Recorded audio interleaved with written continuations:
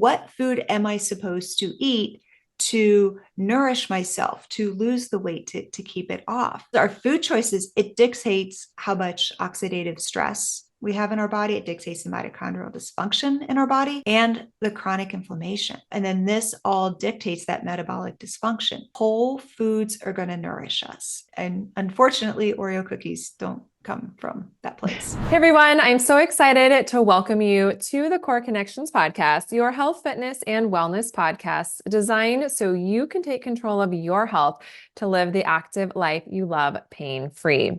And today I'm really excited to bring back on Holly Bertone. So it's been a while, but this isn't your first time on here, and I'm really excited to keep the conversation going. I know last time you were here, we were talking about the power of gratitude. So you guys, that is a great conversation to listen to as well after you listen to today's.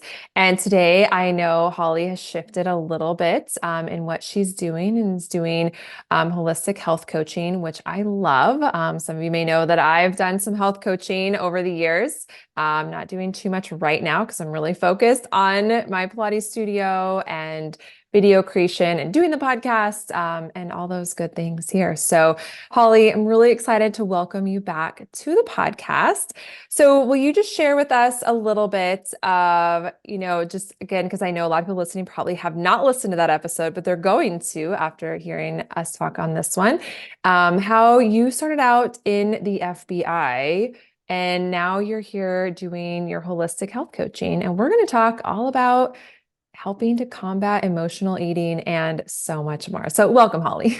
Yeah. Oh my goodness, Erica. Thanks so much for having me back. And yeah, I'm excited to be back here and excited to share this message. And yeah, I mean, when people hear my background, FBI Chief of Staff for Counterintelligence and turned certified holistic health coach, it's like, wait, how did that even happen?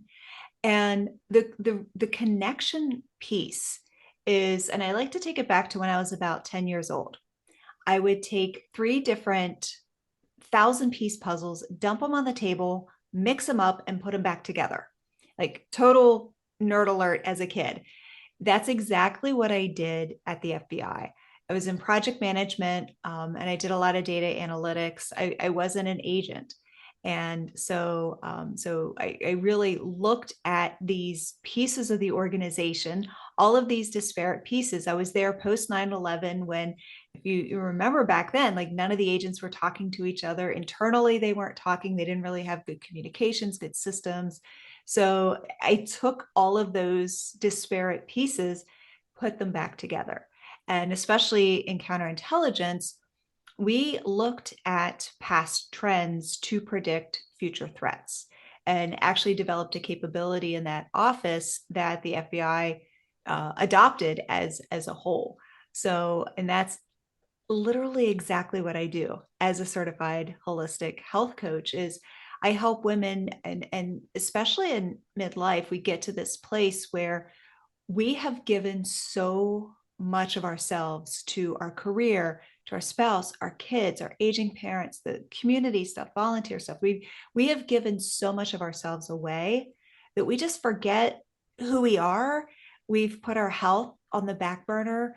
We're just kind of eating out of comfort and convenience versus what's actually healthy for us. And, and a lot of women, 2/3 of women age 40 to 60 are clinically overweight. So this is a problem that, that we're dealing with. And to be able to come into this space and to take that same skill set and to look at the disparate pieces of, finding those clues, helping women find those clues. Why isn't this working? Helping them put those pieces back together and helping them look at past trends from their life, from their entire life, and to be able to predict those future threats so that those daily obstacles don't derail their progress. You think about it, especially weight loss, 92% of diets fail. And there's a big reason for that. So why is that? Oh, and I think weight loss and lottery winners are kind of in the same, I like to put them in the same bucket. And when we think about lottery winners, we think about the lottery curse. It's these people, they win $1 million, and then the next thing you know, they're back to where they were. And, and why is that? It's because they didn't really address the core habits that got them there. They weren't good stewards of their money. And, they just didn't take care of it. They didn't have those consistent habits to keep the money. And it's the same thing when we look at weight loss is that we go on this cycle of and I like to call this the base camp cycle. So we get excited. Maybe it's, New Year's or it's a graduation, or we're going to wear a fancy dress, something like that. And we get excited. Like I said, we start at the base of the mountain and we get excited. We want to lose some weight. We're going to lose, 10, 15, 20, 50 pounds, whatever that is. And we go a couple weeks, we diet, we do all the things the experts tell us to do. And then what happens? It gets hard. So we're like, okay, I'm just going to rely on willpower. Well, willpower is going to last you about one more week.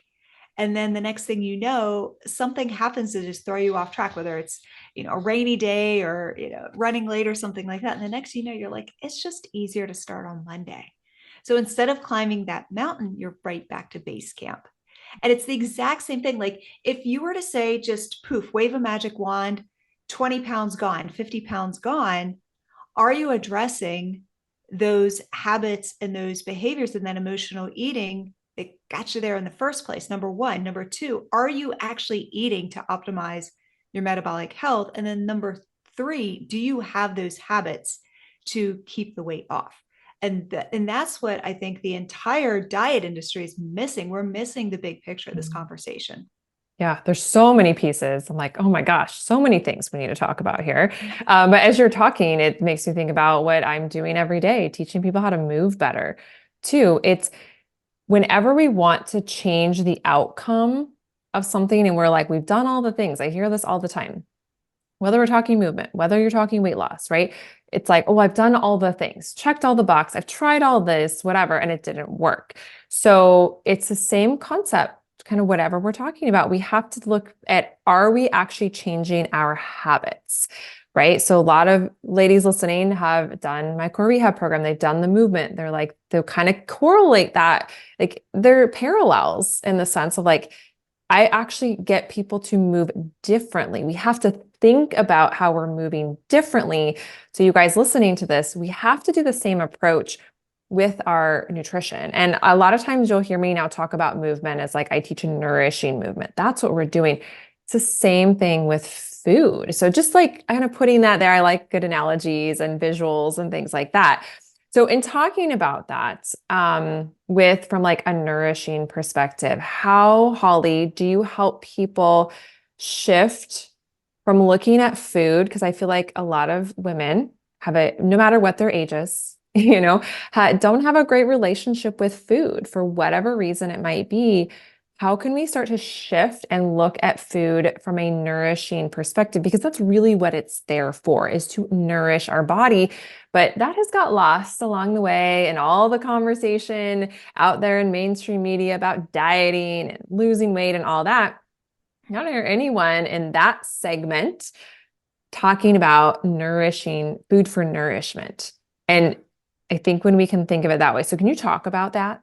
Yeah, absolutely. And two things before I answer your question. Number one is, and I've taken your program and especially when you're talking about, breathing and the zipper and I'm like, it's so counterintuitive. And when you first do it, it's like, it doesn't feel right. And I feel like this is kind of weird. And, because it really is that counterintuitive movement. And it's the exact same thing when it comes to eating. It's like, you're just used to doing a certain thing for 30, 40, 50 years.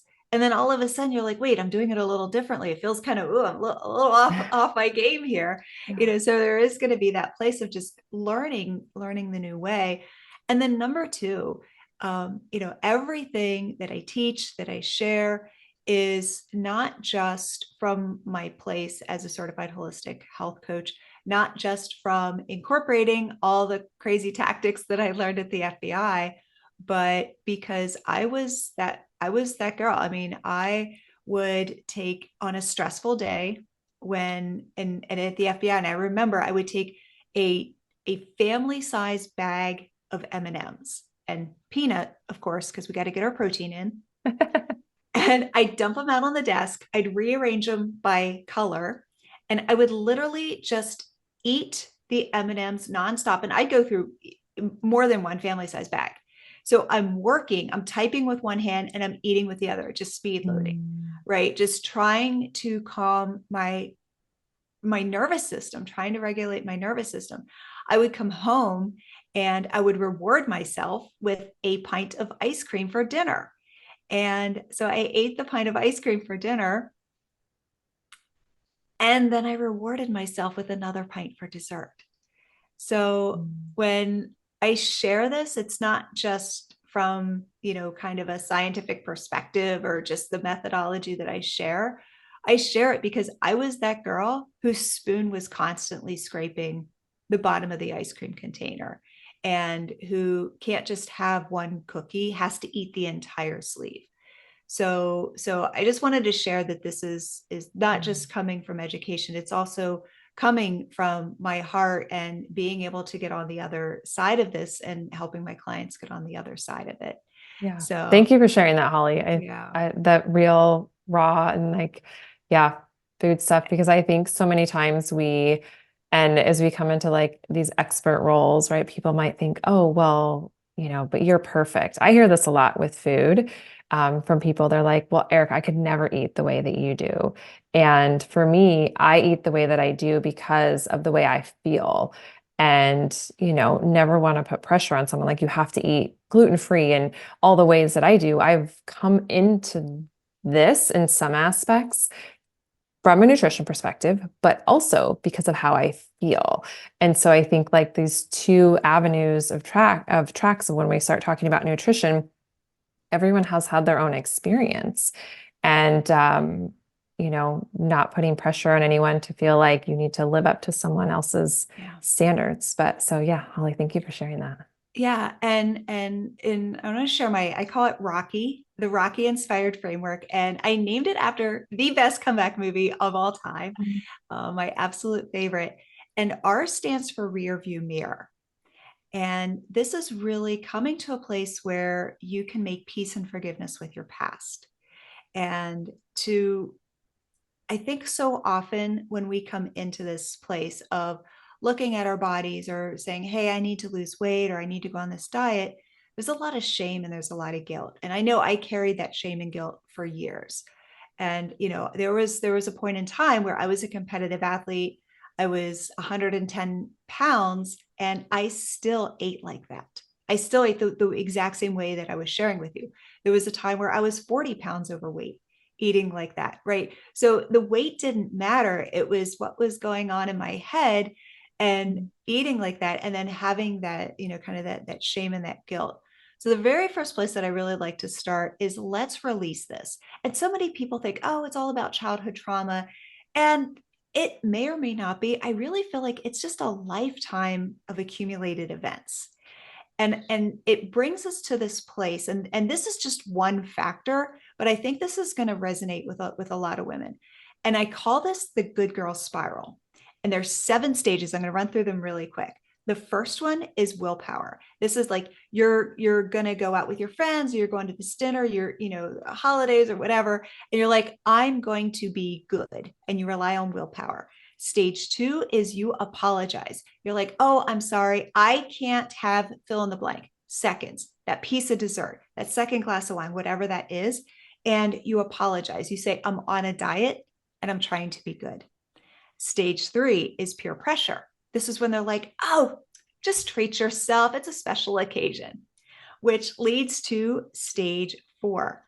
This is the justification and the over explaining. This is when there is 5 minutes of just constant talking coming out of your mouth, sharing your entire life story, oversharing, over explaining why you're on this diet, which brings us to stage 5. This is more peer pressure, but then there's a lot of guilt. Oh, well, this is so and so's birthday. It's a special occasion. Your mother spent all day in the kitchen cooking. Why can't you just eat? So there's some guilt that's added on to this. Stage 6, you just give up and eat the thing. You're like, I would rather be uncomfortable. I'd rather just give in. I don't want to have the confrontation. I just want to be the good girl, which then brings us to stage 7, and that's the good girl hangover. And the next day, not only do you feel like crap because you ate all that stuff you didn't want to eat, but it's just like this guilt and this shame and just giving your power away and just kind of being this state of this kind of emotional hangover. And a lot of this is fueled from that, from the past, like all of these society, the conforming to society that we were brought up with, like we need to be the good girl. And not only that, it's also dealing with the stress, the pressure, the emotional eating, the reward eating, all of that on top of this. So that's why our rear view mirror and really getting to that place where you can, you know, work through those emotional triggers and just get right with your past is such an important place to start. Awesome. So when it comes to dealing with some of that emotional stuff, is there some more you can explain of like how can someone listening kind of start to, I guess, I think awareness is, I always talk about awareness is the first Yeah. step, right? How can we start to bring that awareness to, okay, so someone who is, someone who tends to overeat or go for the not as healthy foods and just, again, that cycle, how can someone like that start to become aware of like, how can I stop this? Or Yeah. get a And better handle on it. And it's not just willpower here, you guys. This is like, we've got to figure out like, what is it? So how do you coach someone to help start to figure that out? yeah, and I'm so glad you said that awareness really is the first, and it's this key. There's a 60-second exercise that I like to share that I don't gatekeep because I think it's such a powerful exercise to really bring that awareness. And when you're in that place and you're feeling, like that need to eat, like your brain is just like, I need to eat. I need to calm myself. I need to calm my nervous system. And the dopamine actually happens before the food even gets to your Mhm. mouth, and kind of the same, like if you're thinking, a slot, like a slot machine or gambling, that dopamine hit is before the actual event. So when you're in that place of like your brain is just raging and you want to grab the food and eat all of it, is just to stop and say, what does my body need right now? What does my brain need right now? What does my heart need right now? And just really be in that place because it's probably not food. You're probably not starving, and it's probably something else. And when you can get to that place of what do I need? Then you can get to that place of every option is a winner. Either number one, you recognize what it is and you put the food down. That's a win. Number two, you recognize what it is and you still eat the thing. That's still a win. And number three is you're recognizing it as you're still eating it.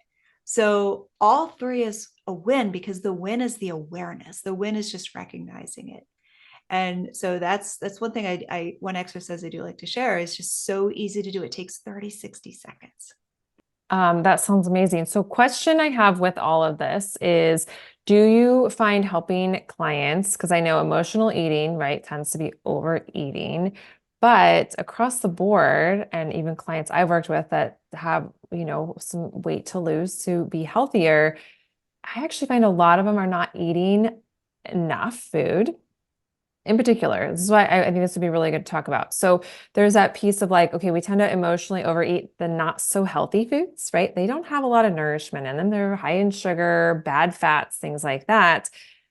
But what if we start to shift and think about shifting the focus more to eating, the healthier foods, putting a little bit more animal protein, good healthy fats, avocados, berries, greens on our actual meals.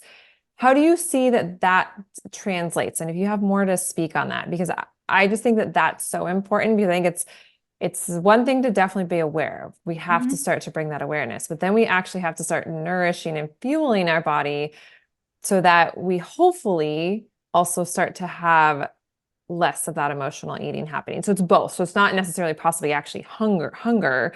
that is, because like the more sugar you eat, the more sugar you crave. Right. Versus we got to get 100%. off of that sugar train, right? How do we do that? It's like, yes, the emotional piece, that awareness, but what do you actually talk about too from a nutritional perspective? Yeah, absolutely. And I'm glad you asked that. It actually brings us to C. So I'm going to hit on O for Oh, about okay. 60 I'm seconds. skipping them for And you. then that's okay. And then we'll go into C. And O is really quick. I mean, I could talk about O for hours, but O is own your ship with a P, like a boat. So we keep it G rated.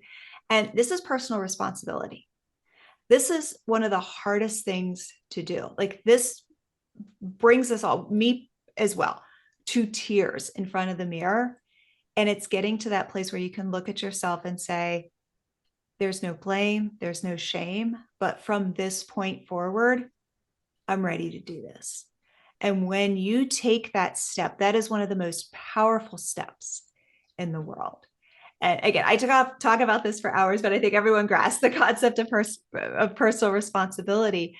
So, but the problem with, and you kind of think about like from the mindset perspective, like you're like, okay, if it's just mindset, you're going to leave, you're going to feel good about yourself, but you're not going to know, okay, what food am I supposed to eat to nourish myself, to lose the weight, to keep it off?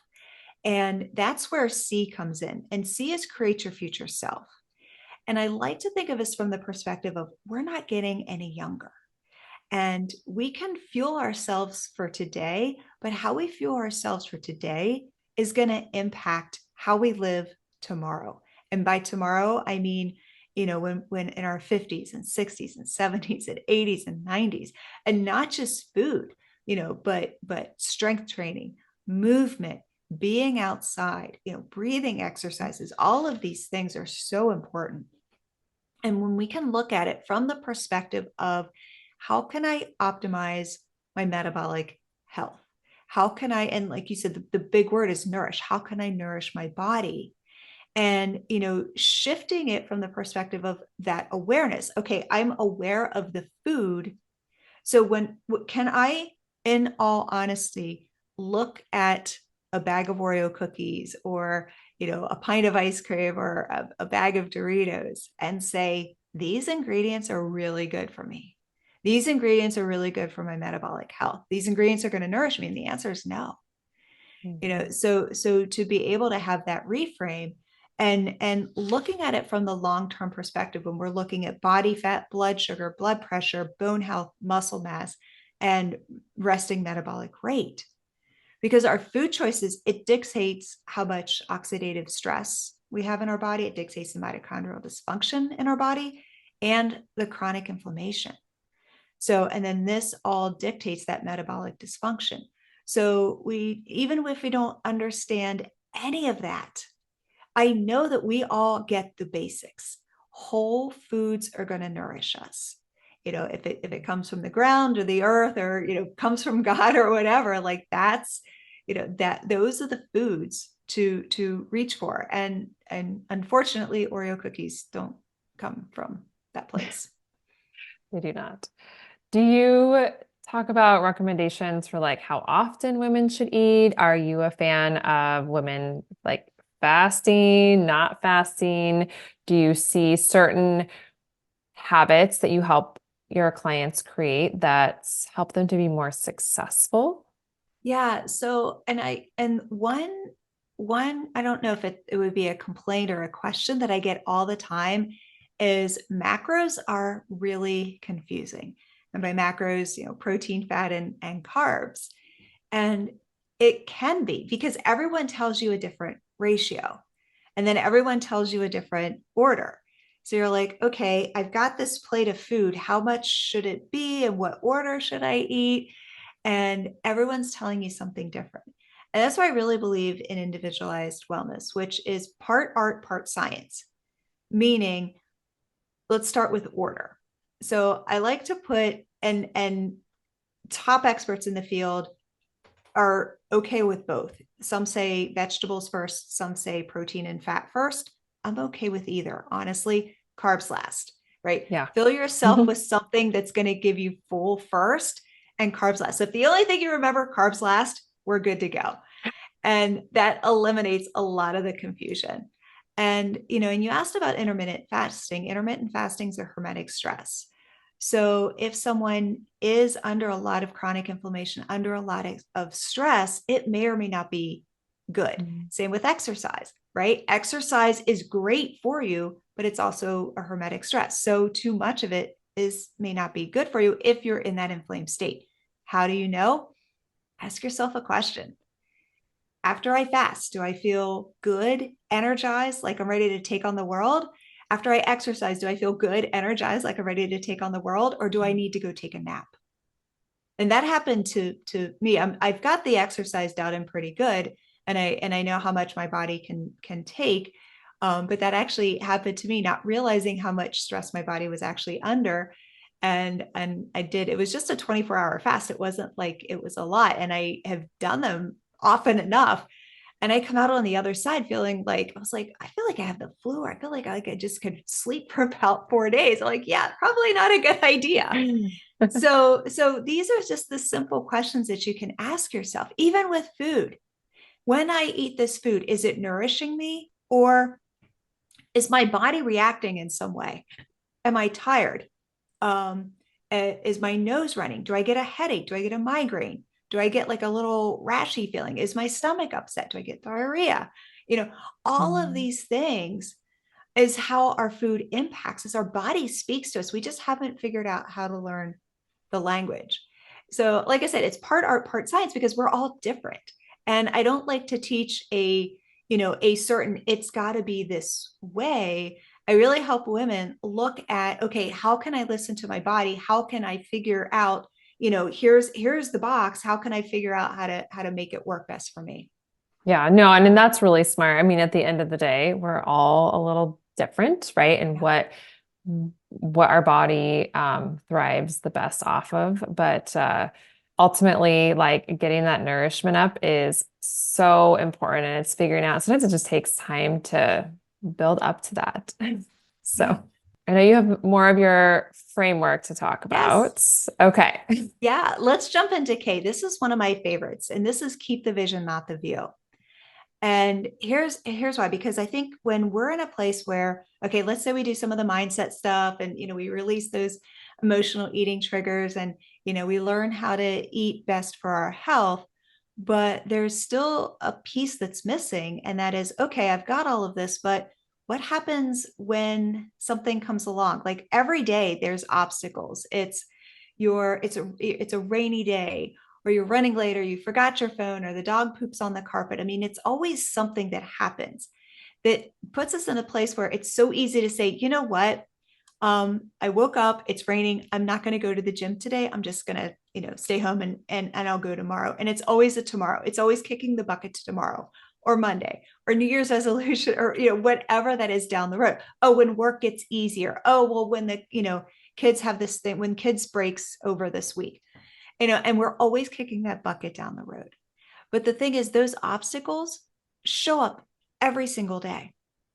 And I'm going to give you a great story, because this is just peopling. I had a speaking engagement at MIT this spring, and the only problem was I had to come back, and I had a speaking engagement in my hometown the next day. So those flights had to be tight. And so I'm like, I did everything that I could to plan and prepare, but I was like, they still had to be tight. Well, the flight was delayed 3 hours, and it was, it was, so I just got out my laptop and I just started working. Like I had, on a scale of 1 to 10, my stress level was at maybe a 1, right? Like, I mean, it was non-existent. I'm like, they're going to either fix the plane or get us a new one. They're going to get us from point A to point B at like, there's nothing I can do, but I'm watching. And at first, everyone was just kind of irritated. And then what happened is they started going up to the counter and yelling at the attendants. Not an okay situation, right? Like their stress was so much, they had to release it, and they started yelling at the attendant. And then they started making their way over to Dunkin' Donuts and came back with bags of bagels and donuts to eat the stress. And then there was a third group. They went over to the bar at 8 o'clock in the morning and started drinking. And this is just, I mean, this is just what we do. This is our brain trying to regulate our nervous system to get us back to that homeostasis when this obstacle happens. But the problem is, it's every day. We can't just go crawl into a cave and forget about our lives, forget about our careers and our families and all of the responsibilities that we have. Life is always going to life. So it's not a matter of, oh, self-care and, go stress-free and all of that. It's like, okay, no, let's learn how to actually coexist with this so that the stress doesn't hijack our day, so that the stress doesn't hijack our nervous system. Mm-hmm. And, a lot of what I learned at the FBI, there's this term called tripwires. And it's basically this, you think of a tripwire, you trip over the wire, like, oh, that's going to tell me that something's there. And that's exactly what this is like, is to be able to look at our day from that place of how can we anticipate, how can we manage, how can we coexist with our stress, right? So that it doesn't increase our cortisol, so it doesn't increase the inflammation, so that it doesn't get us to that place where we're eating, where we're stress eating, where we're not sleeping, waking up and then craving sugar yet again. So K is also super important. Keep the vision, not the view. Yeah, I want to talk a little bit more about the nervous system piece. It comes up a lot. I just interviewed Emily. We talked about, the beat and your nervous system within that from a movement perspective. And I talk about the nervous system all the time with my clients, and we're moving. And I had a client today, and this happens often where I get them moving. We're doing that really gentle ball work, right? Because it makes them slow down, makes you calm, it helps you tap into your nervous system. And then the amount of times that I have clients tear up, I'm sure you do too, when we actually get to slow down and really actually listen to our body, start to recognize. And again, it's not a bad thing, but that recognition of like, oh my gosh, I am like, my stress is through the roof right now. I used to be there, and it just was one of those things that it just started. It's like, I'm that person that's just like, I like to go, go, go, go, go and do all the things. Well, that's great to a point until all of a sudden you're like, all the stuff that you start having health problems and, all the things. And so when you start to really recognize my nervous system, oh, what is my nervous system? It plays such a massive role. And like you said, life is going to throw stuff at you all the time. And from personal experience, you guys, I can tell you, and it's easier said than done. And I always tell my clients that because I've done a lot of work on myself personally for my nervous system to help just bring my baseline of stress down because I didn't realize how high it was. And a lot of times we don't realize how high it is till we get that first awareness of like, holy crap, at like the slightest little of anything, we just like tense up, the shoulders go to the ears, and then you're like you said, you've got to feed it with sugar because it's like your body doesn't know how to regulate. And I think within the emotional eating piece, that nervous system piece is so important, and like releasing, because I see that come up all the time with movement. Clients that are like, I didn't expect to tear up today in our session. I'm like, that's okay. That's normal. I say it in our core rehab program, right? Like, especially as we do so much with the pelvis, getting things moving. We know, and I've done an episode on this. It's been a long time. It's a really good one. We should repost it and do it again, but all about your emotions in your fascia, which affects in your nervous system. And it's so intertwined. That's why I get so excited. The nervous system comes up all the time in so many conversations. It's like the piece that connects it all together. And when we can start to recognize that, oh, our nervous system, we have just trained our nervous system all these years to just be in fight or flight, like through the roof, that I feel like it helps people start to recognize that, okay, it's not just like what I'm thinking up in my head. It's actually, we have to, because we live so much in our head. I know you do this with your clients, right? But it's like we live so much in our head that we have to start to figure out what is going on in our body. And I love Joe Dispenza's work's amazing, so right? Yeah. He's done a lot of work. And I think he was the first one I heard talking about how our heart, we talk a lot about like mind body. You guys, I like to talk about body mind, and I got that from Joe Dispenza originally, and then learning more about fascia and the nervous system and all this stuff that I've been working on all these years and helping clients get better results and realizing that the nervous system is such a massive piece of it. It's because we're living in our head, thinking our brain is telling our body what to do all the time, when the reality of it, it's our body telling our brain. I Yeah. have my clients all the time just close their eyes when we're moving, when they're in a safe spot, they're ball rolling, we're laying on a reformer, like whatever it is. I'm like, close your eyes. Get out of that logical brain of yours that's standing in your way of these results you keep trying to force yourself to get. I don't know. I look at it the same with movement and nutrition. So Holly, feel free to add to that, or, Yeah, 100%. because I think the nervous system is kind of like when you can start to tap into your nervous system and you start to understand that, it like literally opens this whole new opportunity for your health that you never ever saw possible. And I feel like it's what keeps the gate closed for Yeah. people. And I like to talk about it from the perspective of, and it's almost if you could think of it like a cartoon. And it really helps you, if you're in that place and you do emotional eat, and just to kind of think of what I like to see your brain in homeostasis. It's like your brain is sitting on the couch, and the house is quiet, your brain's on the couch, it's got its comfy blanket and a cup of hot chocolate, and in your favorite mug, of course, and the fireplace is going and you're watching a Hallmark movie. Like, if you can think of your brain as a little cartoon doing this, and it's kind of silly, like it sounds silly, but your brain just like that's just what your brain craves. And like you said, your body dictates your brain dictates your body. Like, this is what your brain just is craving this. And if you could kind of see like your brain is this little, cartoon object watching a Hallmark movie, you're like, okay, I get it. Like, and it kind of also, if you think of it from that perspective too, it creates some distance and some neutrality from those emotions too, to be able to look at it from a different perspective too. And just doing something as simple as thinking of the imagery. I love visualization imagery practices. I think that's so powerful. I'm sure Holly, you use that with your clients too all the time.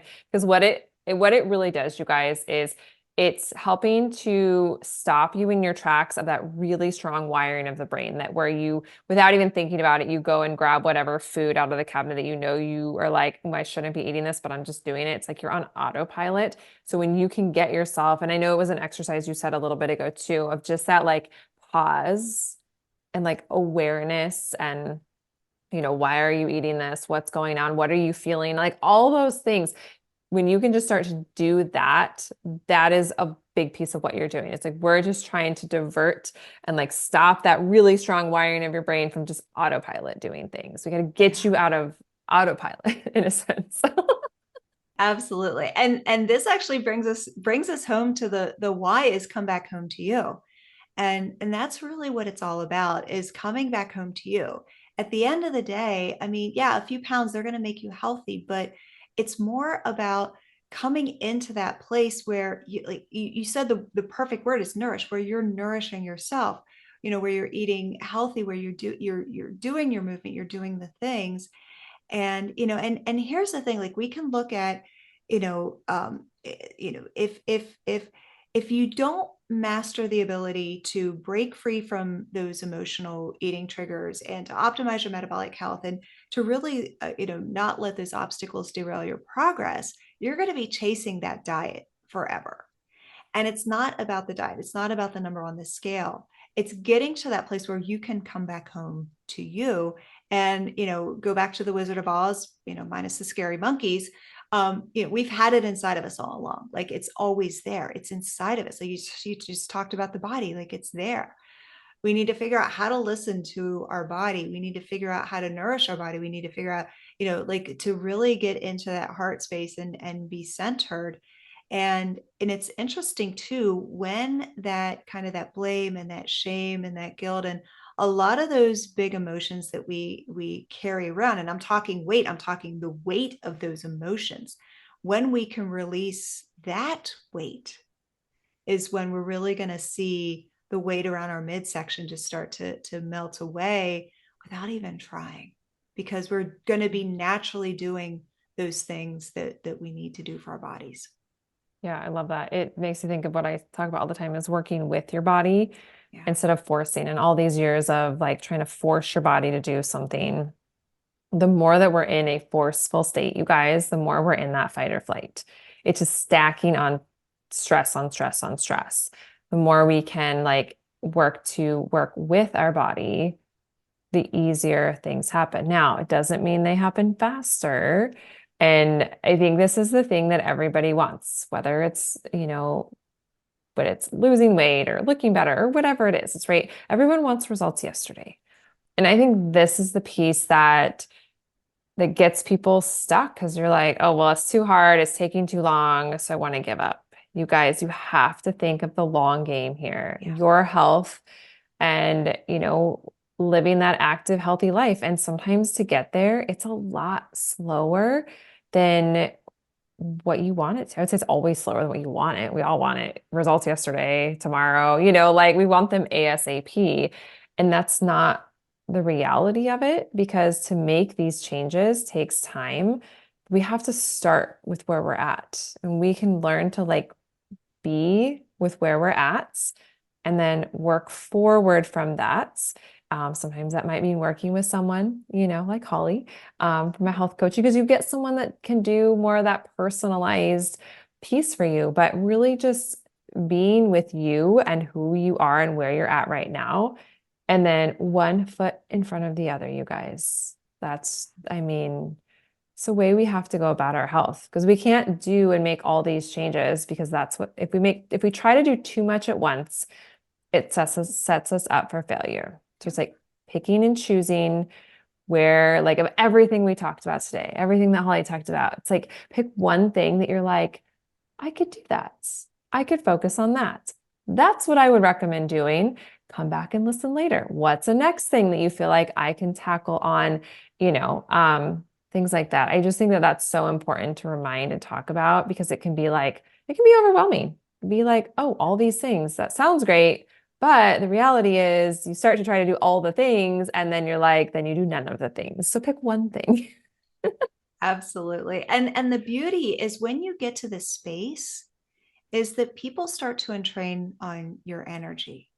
So, we talked about the good girl spiral. This is when you're in your own energy and you're in your own power, that's when people are going to train into you. This is when, your kids are just going to automatically start eating better because you are.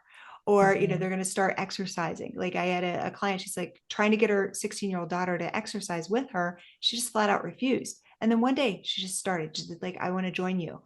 And it was because she was in her power. And, or your coworkers or your spouse. I mean, just showing up and being that place, like it's amazing how differently other people will treat you and in a much better way too. Yeah, absolutely. So well said, Holly. I love this. This is such a great conversation. Will you share with everyone? Well, last question I just want to ask you. Is there anything else we haven't talked about that you always like to make sure that you share with everyone listening? Yeah, I think we covered everything. This was Okay. such a great interview. Yeah, I think we pretty much covered everything. Okay. Thank I you. always like to ask that just to make sure.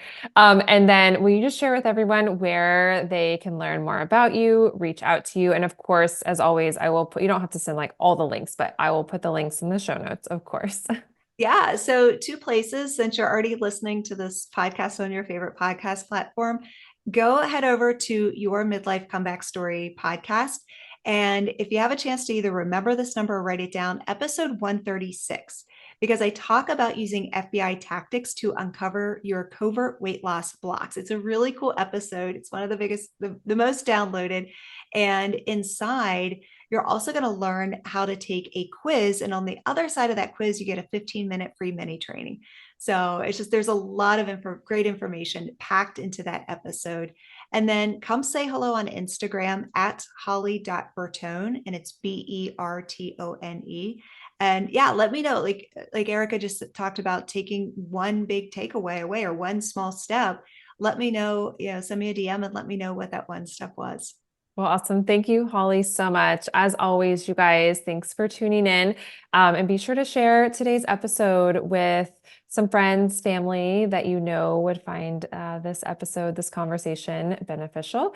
And as always, if you guys have any questions for me, any suggestions, anything you want to hear Holly get Holly back on to talk about more about in the future, you can always reach out to me on Instagram at Erica Zeal or reply to any of my emails that you guys may receive. So thank you guys so much for tuning in, and we'll see you back in 2 weeks.